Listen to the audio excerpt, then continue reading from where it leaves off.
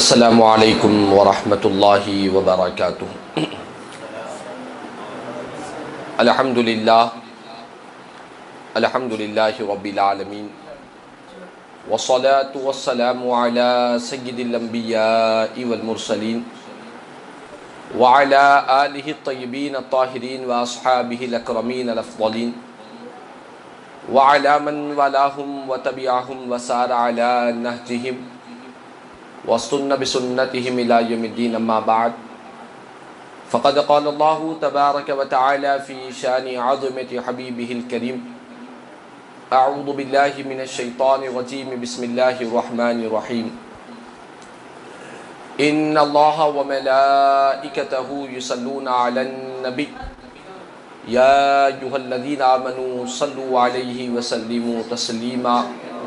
اللهم صل على سيدنا مولانا محمد وعلى آل سيدنا مولانا محمد وبارك وسلم صلاة وسلاما عليك يا سيدي يا حبيبي يا رسول الله صلى الله تعالى عليه وسلم۔ عزیز طلباء، حفاظ کرام، ثناخوان رسول صلی اللہ تعالی علیہ وسلم اور محترم مقام علی جناب حضرت علامہ مولانا سید معین الدین قادری اشرفی صاحب مدث اللہ العلی، آپ کے والد محترم جناب سید عبد القادر رفاعی قادری صاحب مدث اللہ العلی، اور تمام دینی طلباء اور پس پردہ سماعت کرنے والی طالبات، آئیے کچھ سننے اور سنانے سے قبل ہم اور آپ مل کر انتہائی عقیدت و محبت کے ساتھ حضور آقائے نامدار سرور کون و مکاں، سارے عالمین کے مختار، مدینے کے تاجدار، مکے کے سردار، سید الابرار جناب احمد مصطفیٰ محمد مصطفیٰ صلی اللہ تعالی علیہ وسلم کی بارگاہ میں ایک مرتبہ محبت و عقیدت کے ساتھ بآواز بلند درود و سلام کا نذرانہ پیش کر لیں۔ اللہم صلی علی سیدنا مولانا محمد وعلی آل سیدنا مولانا محمد وبارک وسلم صلاۃ و سلاما علیک یا سیدی یا حبیبی یا رسول اللہ صلی اللہ تعالی علیہ وسلم۔ عزیز طلباء، آج کا یہ اجتماع بالخصوص حفاظ کرام کے لیے، جو حفاظ کرام دینی مدارس میں جنہیں اللہ تبارک و تعالیٰ نے یہ موقع عنایت کیا کہ وہ مدارس میں علم دین حاصل کر رہے ہیں، اللہ کے کلام کو یاد کر رہے ہیں، ان حفاظ کرام کی تربیتی اصلاحی یہ اجتماع ہے، اور اس کا مقصد یہی ہے کہ ہمارے مدارس میں جو طلباء تعلیم حاصل کر رہے ہیں، چاہے وہ قرآن مجید حفظ کر رہے ہو، چاہے وہ دینی معلومات حاصل کر رہے ہو، یا شعبہ عالمیت میں عالمیت کا کورس کر رہے ہو، ان تمام کے لیے یہ پروگرام کو منعقد کیا گیا۔ اور یہ بات تو ہم جانتے ہیں کہ الحمدللہ حفاظ کرام کے فضائل کیا ہے،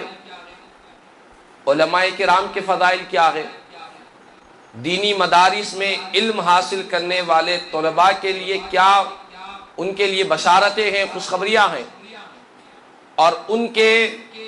نہ صرف حفاظ کرام بلکہ ان کے والدین کے لیے بھی بڑی بشارتیں ہیں۔ احادیث کریمہ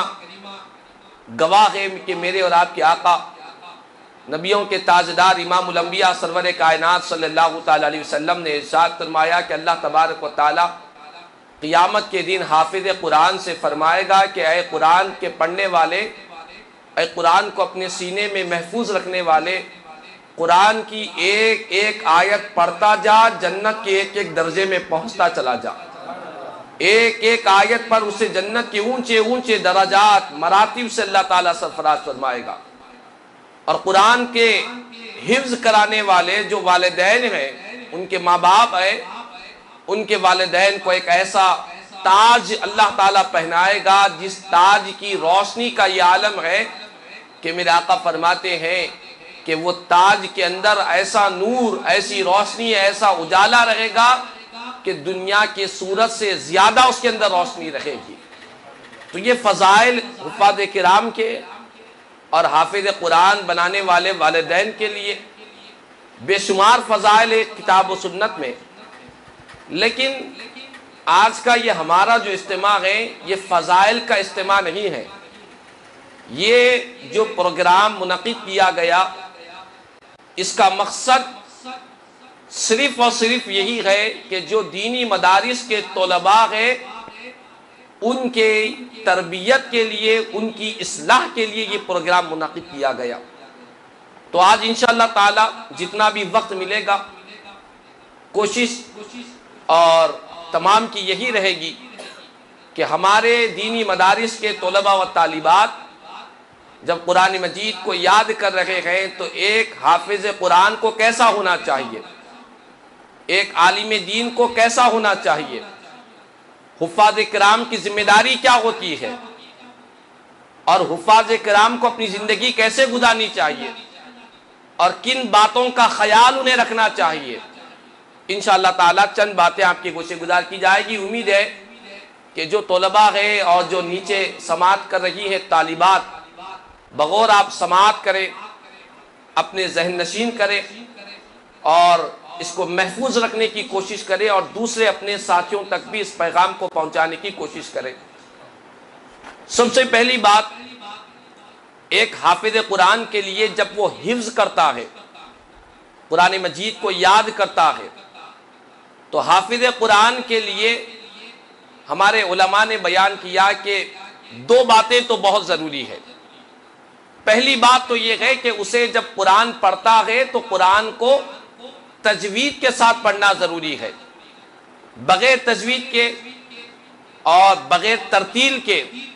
اگر کوئی قرآن مجید کو پڑھ رہا ہے تو حدیث پاک میں حضور پاک صلی اللہ علیہ وسلم نے فرمایا کہ بہت سے قرآن کی تلاوت کرنے والے ایسے ہیں کہ وہ قرآن کی تلاوت تو کرتے ہیں لیکن قرآن خود ان پر لعنت بھیجتا رہتا ہے۔ اللہ اکبر، قرآن خود ان پر لعنت بھیجتا ہے۔ آپ پوچھیں یہ کیسے؟ قرآن پڑھنے سے تو رحمت برستی ہے لیکن یہ لعنت کیسے برس رہی ہے؟ تو اس حدیث پاک کی تشریح میں علماء نے بیان کیا کہ قرآن تو پڑھ رہا ہے لیکن قرآن کو جس انداز سے پڑھنا چاہیے، تجوید کے ساتھ پڑھنا چاہیے، اور قرآن مجید کی ترتیل، ترتیب، ان تمام چیزوں کا خیال رکھ کر پڑھنا چاہیے۔ اگر کوئی حافظ قرآن پڑھ رہا ہے بغیر تجوید کے اور بغیر قرأت کے، فن قرأت سے واقف نہیں ہے اور تجوید سے واقف نہیں ہے، تو حضور نے فرمایا کہ قرآن خود اس پر لعنت بھیجا کرتا ہے۔ تو پہلی بات، ایک حافظ قرآن کے لیے یہ نہایت ہی ضروری ہے کہ جب وہ قرآن کی تلاوت کرے تو تلاوت قرآن کے ساتھ اس بات کو پیش نظر رکھے کہ ہمارا قرآن تجوید کے ساتھ ہونی چاہیے۔ چونکہ بعض اوقات دیکھنے میں ملتا ہے کہ بعض طلباء، طالبات قرآن تو پڑھتے ہیں لیکن ان کو مخارج حروف کا پتہ نہیں ہوتا، کون سا حرف کس طرح ادا کرنا چاہیے، کن حروف کو زبان باہر نکال کر پڑھنا ہے، کن حروف کو زبان اندر رکھ کر پڑھنا ہے، اور کون سا حرف کہاں سے نکلتا ہے۔ ان تمام چیزوں سے بہت سے طلباء و طالبات واقف نہیں ہوتے۔ تو قرآن مجید کے لیے مخارج کا اور قرأت کا اور تجوید کا خاص خیال رکھنا چاہیے۔ اس کی وجہ یہ ہے کہ اگر تجوید کو چھوڑ کر قرآن پڑھتا ہے کوئی حافظ قرآن، تجوید کو نہیں پڑھتا، تو تجوید کو ترک کرنے کی وجہ سے قرآن کے معنی میں بگاڑ پیدا ہو جاتے ہیں، معنی بدل جاتے ہیں، ایک کا ایک ہو جاتے ہیں۔ مثال کی طور پر ایک عام مثال دوں، قرآن مجید میں ایک کلمہ آپ کو ملے گا علیم عین کے ساتھ، اور ایک کلمہ ملے گا علیم حمزہ کے ساتھ۔ کہیں پر عذاباً علیم آتا ہے، کہیں عذاباً علیم آتا ہے، کبھی عین کے ساتھ آتا ہے علیم، کبھی حمزہ کے ساتھ آتا ہے علیم۔ تو یہ عین اور حمزہ دونوں کے ادائیگی میں بہت سارے پڑھنے والے غلطی کر دیتے ہیں، علیم کو حمزہ سے پڑھ لیتے ہیں اور علیم کو عین سے پڑھ لیتے ہیں، تو ایک حرف کو اگر تبدیل کر دیا جائے تو معنی کیسے بگڑتے ہیں؟ علیم جو عین سے ہے اس کے معنی ہے جاننے والا، علیم کے معنی جو عین سے ہے اس کے معنی جاننے والا، اور علیم جو حمزہ سے ہے اس کے معنی ہے دردناک۔ تو جاننے والا کہاں اور دردناک کہاں؟ اگر کوئی عذاباً علیما جاننے والا عذاب ہے اس کو چھوڑ کر عذاباً علیما دردناک عذاب پڑھ لے گا تو معنی کے اندر کتنا بگاڑ اور فساد پیدا ہو رہا۔ یہ تو ایک مثال ہے، ایسی بے شمار قرآن مجید میں مثالیں موجود ہیں۔ تو اسی لیے فرمایا پیارے آقا کریم صلی اللہ علیہ وسلم نے کہ قرآن بلا تجوید کے اگر کوئی پڑھتا ہے تو بہت سے قرآن پڑھنے والے ایسے ہیں قرآن خود ان پر لعنت بھیجتا ہے۔ تو عزیز طلبہ طالبات، ہم تمام کو چاہیے کہ جب بھی قرآن پڑھے، نماز میں پڑھے یا کہیں قرآن خوانی ہو رہی ہے وہاں پڑھے، یا گھر میں پڑھے، مسجد میں پڑھے، تراویح میں پڑھے، ہمیں مخارج حروف کا اور تجوید کا خیال کرتے ہوئے پڑھنا چاہیے۔ یہ پہلی بات ہوئی۔ اور دوسری بات علماء نے یہ بھی بیان کیا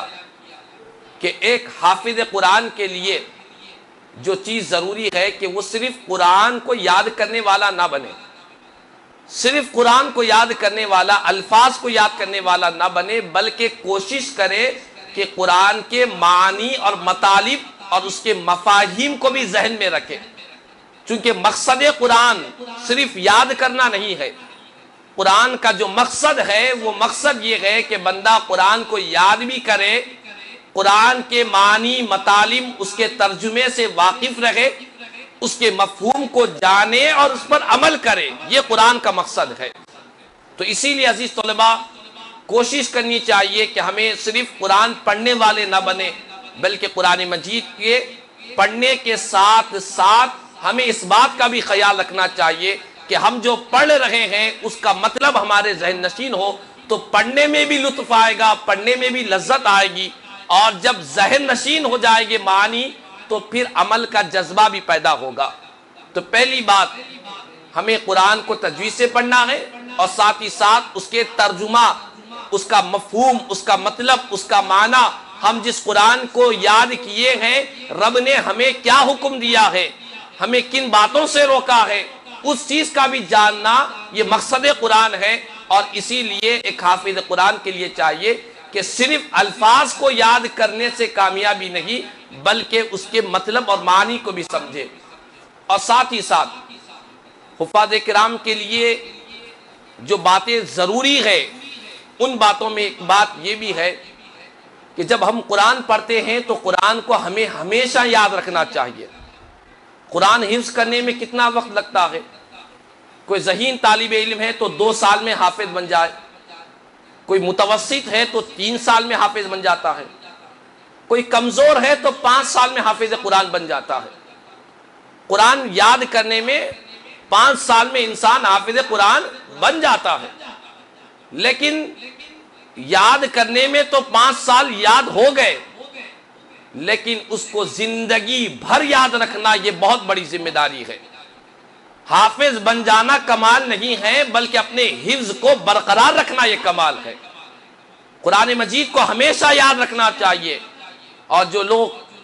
بڑے افسوس کے ساتھ کہنا پڑتا ہے کہ آج ہمارے مدارس کا یہ معاملہ ہے کہ مدرسوں میں حفاظ کرام کی بڑی کثیر تعداد تو نکلتی ہے، لیکن چند سالوں کے بعد دیکھیں تو ان میں سے بہت سے حفاظ کرام جنہوں نے حفظ کیا تھا اور حفظ کی سند بھی حاصل کی تھی، لیکن چند مہینوں کے بعد، چند سالوں کے بعد قرآن مجید کو وہ بھول جاتے ہیں۔ قرآن یاد کر کے بھول جانا یہ بہت بڑا اور کبیرہ گناہ ہے۔ حضرت شیخ عبدالحق محدث دہلوی رحمت اللہ تعالی علیہ اپنی کتاب اشیاۃ اللمعات میں فرماتے گئے کہ قرآن کو یاد کر کے بھول جانا یہ کبیرہ گناہوں میں شمار کیا جاتا ہے، صغیرہ نہیں، چھوٹے گناہ نہیں، کبیرہ گناہ۔ کبیرہ گناہ کا مطلب یہ ہے کہ جو بڑے بڑے گناہ ہیں، جیسے قتل کرنا یہ گناہ کبیرہ ہے، شراب پینا یہ گناہ کبیرہ ہے، چوری کرنا، ڈاکہ زنی کرنا یہ گناہ کبیرہ ہے۔ جس طرح یہ بڑے بڑے گناہ ہیں، اسی طرح کوئی قرآن کو یاد کر کے بھول جاتا ہے تو وہ کبیرہ گناہ کا مرتکب ہو جاتا ہے۔ اور حدیث پاک میں، سنن نسائی کی حدیث پاک ہے، نبی کریم صلی اللہ تعالی علیہ وسلم نے ارشاد فرمایا کہ معراج کی رات، شب معراج میں میں جنت و دوزخ کی سیر کیا تو مجھ پر میری امت کے اعمال پیش کیے گئے، اچھے اعمال بھی پیش کیے گئے، برے اعمال بھی پیش کیے گئے، اور حضور نے ارشاد فرمایا کہ میں امت کے اعمال کو دیکھا ہوں، حتیٰ کہ اگر کوئی مسجد سے کوئی کچرا اٹھا کر باہر پھینکتا ہے اس کا بھی اجر میں نے دیکھا ہے، اس کا بھی اللہ نے اجر عطا فرمایا ہے، وہ نیک اعمال بھی میں نے دیکھا ہے۔ اور یہاں تک کہ میرے آقا نے فرمایا کہ تمام گناہیں بھی مجھ پر پیش کیے گئے، اور اس سے بڑا کوئی گناہ اور کوئی عذاب کو میں نے نہیں دیکھا۔ جس شخص کو قرآن کا کوئی ایک سورہ یاد تھا یا قرآن مجید کی کوئی آیت یاد تھی، اس نے قرآن کے اس سورے کو یا اس آیت کو وہ بھول گیا، ایسے بھولنے والے کو جو عذاب دیا گیا، اس سے بڑا عذاب میں نے نہیں دیکھا ہے۔ اللہ اکبر۔ عزیز طلباء طالبات، قرآن کے ایک سورے کو اگر کوئی بھول جائے تو اتنا بڑا عذاب ہے، جو پورا قرآن جو حفظ کیا ہے اس کو بھول جائے گا تو اسے کتنا بڑا عذاب نہیں ہوگا۔ قرآن کی ایک آیت اگر کوئی بھول گیا ہے، جسے ایک آیت یاد تھی وہ بھول گیا، تو اسے بڑا عذاب جہنم میں دیا جا رہا ہے۔ جسے قرآن کی 6666 آیتیں یاد تھی اور ان میں سے کثیر حصہ بھول گیا تو اسے کتنا بڑا وبال لگی ہوگا۔ تو عزیز طلبہ طالبات، بات یہ ہے کہ قرآن کا حفظ کرنا فضیلت کی بات ہے، لیکن اس کی ناقدری کرنا، اسے بھول جانا، یہ بڑی ہلاکت کی بات ہے۔ فضیلت جہاں ہوتی ہے وہاں پر اگر اس کی ناقدری کی جائے تو پھر وہاں ہلاکت آیا کرتی ہے۔ جس طرح والدین اولاد کے لیے ایک بہت بڑی فضیلت ہے، اولاد کے لیے جنت ہے، جنت میں جانے کا سامان ہے، ماں کے قدموں کے نیچے جنت ہے، لیکن اگر والدین کی قدر نہیں کریں گے تو کیا ہوگا؟ وہی والدین جہنم میں جانے کا ذریعہ بن جائیں گے۔ تو جو نعمت جتنی بڑی ہوتی ہے اس کی قدر بھی اتنی ہی زیادہ کرنی پڑتی ہے۔ تو قرآن، یہ اللہ کا کلام، یہ بہت عظیم نعمت ہے، اس کو ہمیں ہمیشہ یاد رکھنا چاہیے اور اس کو بھولنا نہیں چاہیے۔ اور قرآن کی مثال کیسے ہے؟ بہت ہی پیاری مثال حدیث پاک میں نبی کریم صلی اللہ علیہ وسلم نے بیان فرمائی ہے۔ قرآن کو یاد کیسے رکھے؟ قرآن مجید کی مثال حضور نے ایک اونٹ سے مثال دی ہے۔ ارشاد فرمایا کہ ایک اونٹ، عقال باندھا ہوا اونٹ، اگر کوئی اونٹ کی حفاظت نہیں کرتا تو وہ اونٹ کچھ ہی دیر میں بھاگ جایا کرتا ہے، گم ہو جاتا ہے۔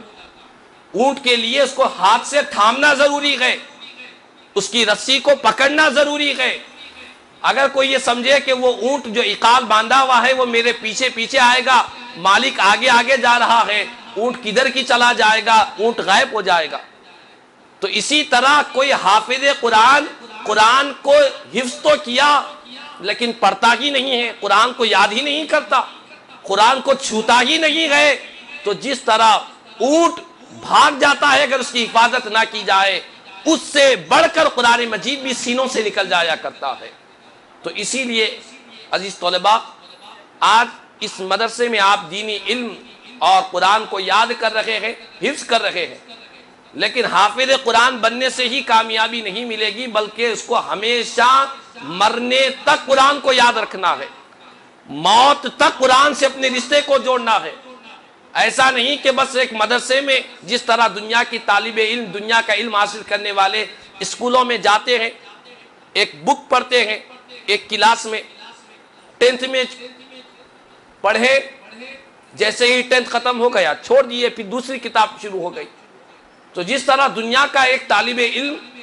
دنیاوی علم حاصل کرنے والا ایک کتاب کو پڑھتا ہے، چھوڑ دیتا ہے، پھر دوسری کتاب لے لیتا ہے، یہ قرآن ویسا نہیں ہے، یہ کوئی ایک کورس نہیں ہے، بلکہ اسے ہمیشہ ہمیشہ قرآن سے رشتہ جوڑنا ہے۔ یہ بات میں اس لیے کہہ رہا ہوں کہ میں نے بہت سے طلباء و طالبات کو دیکھا ہے، قرآن تو یاد کر لیتے ہیں، حافظ قرآن بھی بن جاتے ہیں، سند بھی حاصل ہو جاتی ہے، اس کے بعد وہ سمجھتے ہیں کہ اب ہمارا کام ہو گیا، ہم حافظ بن گئے، سند ہم کو مل گئی، اب قرآن مجید کو چھوڑ ہی دیتے ہیں، پڑھتے ہی نہیں ہیں، نہ تراویح پڑھا سکتے ہیں، نہ نماز پڑھا سکتے ہیں۔ قرآن مجید کا کتنا حصہ یاد ہے؟ میں نے تو یہاں تک بھی دیکھا ہے کہ بعض جو حافظ قرآن ہیں چند سالوں کے بعد قرآن مجید انہیں دیکھ کر پڑھنا بھی نہیں آ رہا ہے۔ اللہ اکبر، ناظرہ بھی نہیں آ رہا ہے، دیکھ کر بھی نہیں پڑھ سک رہے ہیں۔ تو یہ قرآن مجید کی مثال حضور نے اونٹ سے دی ہے، فرمایا کہ اس کی نگہبانی کرتے رہو، یہ اللہ کا کلام ہے، اس کی حفاظت کرتے رہو، اس کی قدر کرتے رہو، اس کو پڑھتے رہو۔ اور ایک حافظ قرآن کے لیے علماء نے بیان کیا کہ کم از کم 40 دن میں ایک مرتبہ قرآن ختم کرنا چاہیے، کم از کم۔ اس کے علاوہ بزرگوں نے سے تو یہ بھی ثابت ہے کہ بعض بزرگان دین 7 دن میں قرآن کو ختم کرتے تھے۔ اسی لیے قرآن مجید میں 7 منزلیں ہیں، ایک ایک منزل روزانہ پڑھا کرتے تھے۔ قرآن کو جتنا کثرت سے تلاوت کرتے جائیں گے قرآن ہمیں یاد رہے گا، اگر تلاوت کرنا چھوڑ دیں گے تو پھر قرآن بھی ہمارے سینوں سے نکل جائے گا۔ تو عزیز طلباء طالبات، آج ہم تمام کو یہ ذہن نشین کرنا ہے کہ ہم حافظ قرآن بنیں گے تو صرف سند حاصل کرنے کے لیے نہیں، بلکہ ہم حافظ قرآن اس لیے بنیں گے کہ یہ اللہ کا کلام ہمیشہ ہمارے سینوں میں محفوظ رہے، اللہ کے کلام ہمیشہ ہمارے سینوں میں یاد رہے۔ اور قرآن کو یاد رکھنے کے لیے اسے مسلسل پڑھتے رہنا چاہیے۔ قرآن مجید کو بھولنا یہ کبیرہ گناہ ہے، اور حضور نے فرمایا کہ قیامت کے دن اور معراج کی رات میں قرآن کو یاد کر کے بھولنے والے سے بڑا گناہ میں نے نہیں دیکھا ہے۔ تو کوشش کریں اور یہ پکا ارادہ کریں کہ ہم حافظ قرآن بھی بنیں گے تو قرآن ہمیشہ ہمیشہ یاد رکھیں گے، روزانہ قرآن پڑھتے رہیں گے۔ اور دوسری بات حافظ قرآن کے لیے جو ضروری ہے وہ یہ ہے کہ ایک حافظ قرآن کو جب وہ حفظ کرتا ہے، قرآن کو یاد کرتا ہے، مدرسے سے اس کا رشتہ جڑا ہے، وہ قرآن کو یاد کیا، اس کی یہ ذمہ داری بنتی ہے کہ قرآن کو یاد کرنے کے بعد، قرآن سے رشتہ جوڑنے کے بعد وہ اپنے آپ کو جہاں تک ہو سکے گناہوں سے بچائے، جہاں تک ہو سکے معصیت سے اپنے آپ کو بچائے۔ اور قرآن بھولنے کا ایک وجہ تو آپ نے سنی کہ کثرت سے تلاوت نہیں کرنا، اور قرآن مجید بھولنے کی ایک اہم وجہ یہ بھی ہے کہ قرآن یہ اللہ کا کلام ہے، اور اللہ کا کلام اس کے سینے میں نہیں رہتا جس سینے میں دنیا کی محبت، جو سینہ گناہوں سے بھرا ہوا ہے، جو گناہیں کرتا ہے قرآن اس کے ذہن سے نکل جایا کرتی ہے۔ اور واقعات گواہ ہے سیرت کی، تاریخ کی کتابیں میں کہ کئی ایسے حفاظ کرام تھے جن کو قرآن بہت یاد تھا، لیکن وہ گناہوں میں پڑ گئے، نافرمانی میں پڑ گئے، اللہ اس کے رسول کی ناراضگی والے کام کرتے رہے، نمازوں سے دور، عبادتوں سے دور، نیکیوں سے دور، اللہ اس کے رسول کی رضا والے اعمال سے دور ہو چکے۔ تو قرآن یاد کرنے کے بعد جو گناہوں میں مبتلا ہو جاتے ہیں ان کی وجہ سے کئی لوگوں کے سینوں سے قرآن نکل گیا، اور بعض لوگوں کا معاملہ یہاں تک ہوا کہ وہ کسی گناہ میں مبتلا ہو گئے، قرآن کو بھول گئے تو بہت پریشان ہوئے، کسی سے کہا کہ میں قرآن کو بھول گیا، تو ایک اللہ والے نے کہا کہ جاؤ فلاں مقام پر جاؤ، اور فلاں مقام پر ایک بزرگ رہتے ہیں، ان سے ملاقات کرو، اور ان سے ملاقات کر کے کہو کہ حضرت آپ دعا فرمائیے، میرا قرآن جو میں بھول گیا ہوں مجھے دوبارہ وہ حاصل ہو جائے۔ تو فرماتے ہیں کہ ایک اللہ والوں کی بارگاہ میں گئے، جا کر وہ حافظ قرآن جو قرآن کو بھول گئے تھے، انہوں نے آ کر عرض کیا کہ حضور میرے ذہن سے قرآن نکل گیا، میں بڑا جید حافظ قرآن تھا۔ انہوں نے کہا کیا وجہ تھی، کون سا گناہ کیا؟ کہا کہ ایک مرتبہ میری نظر سے ناجائز چیز کی طرف میں نے دیکھا تھا، اپنی آنکھوں کا گناہ کیا تھا، اور جو چیز حرام تھی اس چیز کو میں نے اپنی آنکھوں سے دیکھا تھا، جیسے ہی میری نگاہ حرام چیز پر پڑی میرے سینے سے اللہ کا کلام بھی نکل گیا۔ اللہ اکبر۔ تو اللہ والے بزرگ نے اس شخص کو توبہ کروایا، اور توبہ کرانے کے بعد پھر اللہ سے دعا کی کہ اے اللہ اس نے تیری بارگاہ میں سچے دل سے توبہ کی، مولا تو اس کا قرآن اسے واپس لوٹا دے۔ جیسا ہی بزرگ کا دعا کرنا تھا، ان کا قرآن ان کے سینے میں واپس آ گیا۔ تو معلوم یہ ہوا عزیز طلبہ طالبات کہ ایک حافظ قرآن کے لیے گناہوں سے بچنا بہت ضروری ہے۔ ایک حافظ قرآن کے لیے گناہوں سے اپنے آپ کو محفوظ رکھنا یہ نہایت ہی ضروری ہے۔ اگر ایک بزرگ نے یہاں تک فرمایا کہ قرآن فاسق و فاجر کے سینے میں، گنہگار کے سینے میں، قرآن ایسا ہے جیسا کہ ایک اجنبی شخص کی طرح رہتا ہے۔ ایک اجنبی ہے، آپ کسی مقام پر گئے، وہاں پر کوئی آپ کا جاننے والا نہیں، پہچاننے والا نہیں، کوئی دوست نہیں، کوئی رشتہ دار نہیں، اکیلے آپ تنہا موجود ہے تو آپ کی کیا کیفیت ہوتی ہے؟ آپ بے چین رہتے ہیں کہ میں اجنبی ہو چکا ہوں، مجھے کوئی پہچاننے والا نہیں، کوئی سلام کرنے والا نہیں، کوئی ملنے والا نہیں۔ تو ایک اجنبی شخص جیسا ایک مقام پہ جا کر پریشان ہو جاتا ہے، ٹھیک اسی طرح ایک حافظ قرآن اگر وہ گناہوں میں زندگی گزارے گا، فسق و فجور میں زندگی گزارے گا، بدکاری میں زندگی گزارے گا، اپنی آنکھوں کی حفاظت نہیں کرے گا، اپنی زبان کی حفاظت نہیں کرے گا، اپنے کانوں کی حفاظت نہیں کرے گا، اپنے اعضائے بدن کو گناہوں سے نہیں روکے گا، تو قرآن اس کے سینے میں ایسا رہے گا گویا کہ ایک اجنبی شخص کی طرح رہے گا۔ قرآن کو اس سے محبت نہیں ہوگی۔ جس طرح کوئی ہمارے گھر مہمان آتا ہے تو مہمان اجنبی نہ ہو، اسی لیے مہمان کے بہلانے کے لیے ہم اسے طرح طرح سے اسے خوش کرتے ہیں۔ مہمان کو انس پیدا ہونے کے لیے، ہم سے محبت پیدا ہونے کے لیے مہمان کے پسندیدہ چیزوں کو رکھا جاتا ہے۔ یہ قرآن مجید بھی اللہ کی طرف سے ہمارے سینوں میں ایک مہمان ہے۔ اس مہمان کو اجنبیت سے بچانا ہے، اس مہمان کو ہم سے محبت کرانا ہے۔ تو یہ مہمان یہ چاہتا ہے، قرآن اللہ کا کلام یہ چاہتا ہے کہ میں جس کے سینے میں رہوں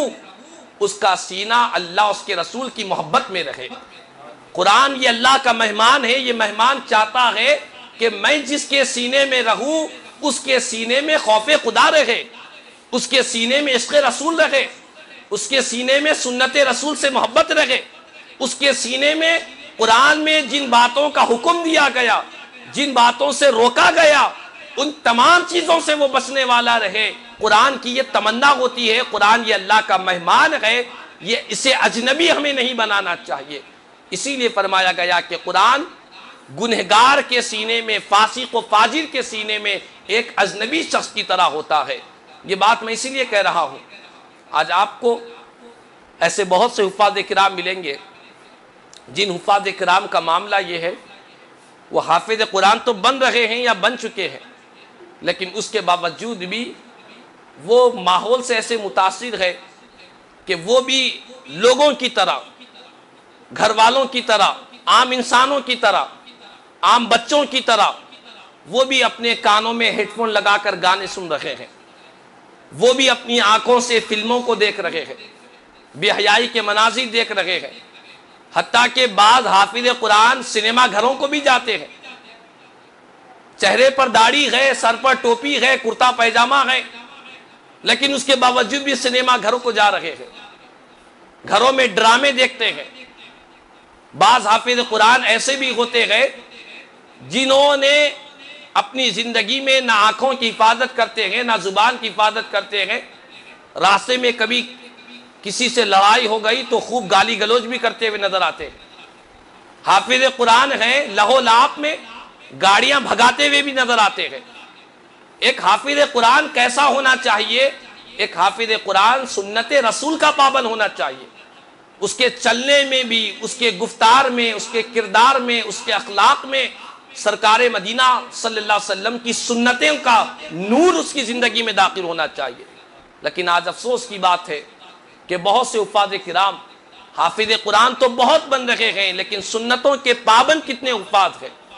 حافظ قرآن تو بہت بن رہے ہیں، لیکن کتنے حافظ قرآن ہیں جو نمازوں کے پابند ہیں؟ کتنے حافظ قرآن ہیں جو اپنے والدین کی خدمت گزار ہیں؟ کتنے ایسے حافظ قرآن ہیں جو حفظ تو کر رہے ہیں، جو اپنے آپ کو نیکی کی راہ پر جمائے ہوئے ہیں؟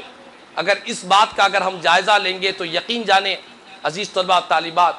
ہمارے پاس بہت کم حفاظ ایسے نکلیں گے جو ایک حافظ قرآن کو جیسا ہونا چاہیے ویسا زندگی گزار رہے ہیں۔ اس کی مثال ہمارے پاس ایسی دی جاتی ہے، آٹے میں نمک کے برابر۔ آٹے میں نمک کتنا ہوتا ہے؟ بہت مختصر ہوتا ہے۔ تو اسی طرح حفاظ کرام کی تعداد تو کثیر ہو رہی ہے، لیکن ایک حافظ قرآن کو کیسا ہونا چاہیے۔ اور یاد رکھ لے، ہمارے جامع نظامیہ میں کتاب ہے مکارم الحفظہ اس کا نام ہے۔ اس کتاب کے اندر حفاظ کرام کے فضائل بھی بیان کیے گئے اور حفاظ کرام کیسے ہونا چاہیے وہ بھی بیان کیا گیا۔ اس میں صاحب کتاب نے بزرگوں کے اقوال سے لکھا ہے کہ جو حفاظ کرام کے فضائل احادیث میں بیان کیے گئے کہ حافظ قرآن وہ ہے جس کی وجہ سے کئی جہنمیوں کو اللہ تعالیٰ جنت عطا فرماتا ہے، قیامت کے دن حافظ قرآن کو اللہ تعالیٰ اس کی وجہ سے شفاعت کا حق عطا فرماتا ہے، وہ شفاعت کرے گا والدین کے لیے، اساتذہ کے لیے، رشتہ داروں کے لیے، خاندان والوں کے لیے۔ یہ کون سے حافظ قرآن کے لیے ہے؟ تو بزرگوں نے فرمایا کہ حافظ قرآن اس حافظ قرآن کے لیے فضائل ہے جو حافظ قرآن کو یاد رکھتا ہے اور قرآن مجید میں جن باتوں کے کرنے کا حکم دیا گیا ان باتوں کا عمل بھی کرتا ہے، جن باتوں سے منع کیا گیا ان باتوں سے رکتا ہے، جو قرآن پر عمل کرتا ہے۔ ایسے حفاظ کرام کے فضائل ہے، ان حفاظ کرام کے لیے نہیں جو صرف قرآن کو یاد تو کر رہے ہیں لیکن قرآن کی باتوں پر عمل نہیں کر رہے ہیں۔ ان حافظ قرآن کے لیے فضائل نہیں ہے جو قرآن کو یاد کر رہے ہیں لیکن قرآن کو یاد رکھنے کے ساتھ ساتھ وہ گناہوں میں، فسق و فجور میں زندگی گزار رہے ہیں۔ اگر ہم یہ چاہتے ہیں کہ ہم حدیث شریف میں جو حفاظ کرام کے فضائل بیان کیے گئے ان فضائل کو ہم حاصل کرنا چاہتے ہیں تو ہمیں قرآن پر عمل بھی کرنا ہوگا، قرآن کے احکامات پر عمل کرنا ہوگا۔ قرآن مجید میں حکم دیا جا رہا ہے نماز پڑھو، حافظ قرآن کو دیکھیں فجر کی نماز میں حفاظ کرام بستروں پر آرام سے سو رہے ہیں، محلے کے کالج کے بچے، اسکول کے بچے آ رہے ہیں نمازوں میں لیکن مدرسے کے بچے آرام کر رہے ہیں۔ یہ کتنی شرم کی بات ہے، کتنی افسوس کی بات ہے۔ قرآن میں بار بار نماز کی تاکید کا حکم ہے، ایک حافظ قرآن کو اتنی پورا قرآن یاد ہے لیکن قرآن کا حکم جو سب سے زیادہ دیا گیا کہ نماز پڑھتے رہو، نماز ادا کرتے رہو، نماز قائم کرتے رہو۔ ہمارے حفاظ کرام فجر میں سو رہے ہیں، ظہر میں کرکٹ کھیل رہے ہیں، عصر مغرب میں گھروں میں آرام کر رہے ہیں، عشاء میں ٹی وی دیکھ رہے ہیں۔ یہ آج ہمارے حفاظ کرام کی کیفیت ہو گئی۔ پھر ذہن میں یہ ہے کہ ہم کئی لوگوں کو، کئی جہنمیوں کو جہنم سے نجات دلائیں گے، شفاعت دلوائیں گے۔ بزرگوں نے فرمایا کہ نہیں، شفاعت کا حق انہی حفاظ کرام کو دیا جائے گا جو حفاظ کرام جہاں تک ہو سکے قرآن کے احکامات پر عمل کرے، جہاں تک ہو سکے قرآن کی تعلیمات پر عمل کرے۔ یہ ان کو اللہ تعالیٰ قیامت کے دن یہ مقام دے گا۔ قرآن میں کہا جا رہا ہے وَلَا تَقْرَبُوا الزِّنَا، زنا کے قریب نہ جاؤ، وَلَا تَقْرَبُوا الْفَوَاحِشَ، بے حیائی کے کاموں کے قریب نہ جاؤ۔ حافظ قرآن کے فون میں ساری بے حیائی موجود ہے،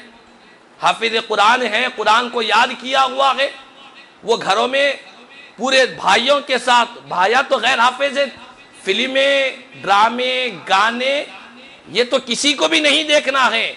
لیکن جو حافظ قرآن ہے اسے تو خاص طور پر بڑی تاکید کے ساتھ وہ نہیں دیکھنا ہے۔ ایک حدیث پاک تو اتنی سخت وعید والی حدیث اس مکارم الحفظہ میں بیان کی گئی کہ حفاظ کرام کو جو قرآن کو یاد تو کیے، قرآن کو یاد تو کیے لیکن قرآن یاد کرنے کے بعد گناہوں میں زندگی گزار رہے ہیں، ایسے حفاظ کرام کو فرشتے جب جہنم میں ڈالنے کا حکم دیا جائے گا کہ یہ حافظ قرآن حافظ تھا لیکن قرآن پر عمل نہیں کرتا تھا، اسے جہنم میں ڈال دو، تو مشرکین سے پہلے حافظ قرآن کو جہنم میں ڈال دیا جائے گا۔ اللہ اکبر! تو یہ کیسی سخت وعیدیں والی احادیث کریمہ ہے۔ تو ان تمام احادیث کریمہ سے ہمیں یہ درس، یہ پیغام مل رہا ہے کہ ہم حفاظ کرام کو اللہ نے یہ شرف، یہ موقع، یہ فضیلت، یہ برکت اور یہ منصب اللہ نے عطا فرمایا کہ آج ہمیں قرآن مجید کو یاد کرنے اور قرآن سے ہمارا رشتہ مضبوط ہونے کا ہمیں موقع ملا ہے۔ تو لہٰذا ہم تمام کو چاہیے کہ جب قرآن مجید کو ماشاءاللہ حضرت علامہ مولانا سید معین الدین قادری شرفی صاحب دامت برکاتہم العالیہ